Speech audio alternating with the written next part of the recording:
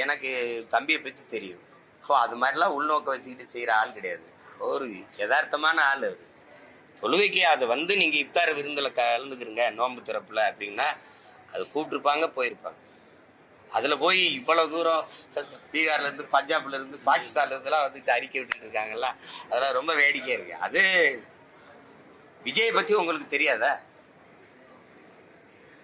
சொல்லுங்க, தெரியுமா தெரியாதா? ஏதோ இதெல்லாம் இது சும்மா ஏதோ சொல்லணும் பேசணுங்கிறதுக்காக பேசுறதுக்கெல்லாம் நம்ம பதில் பேசிட்டு இருக்க வேண்டியதில்லை.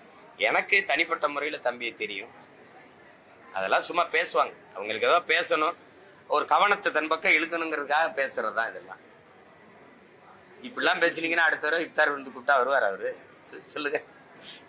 இல்லைன்னா என்னை மாதிரி இருந்துடணும். எனக்கு நிறைய சொந்தக்காரங்க இருக்காங்க. எனக்கு பூரா சொந்தம் பூரா இஸ்லாத்தில்.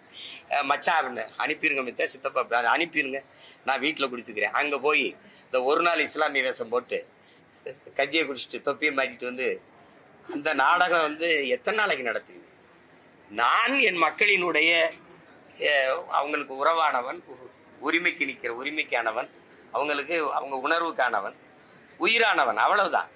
அந்த உணவுக்கானவன் இல்லை. உணவை கொடுத்தா சாப்பிடுவேன்.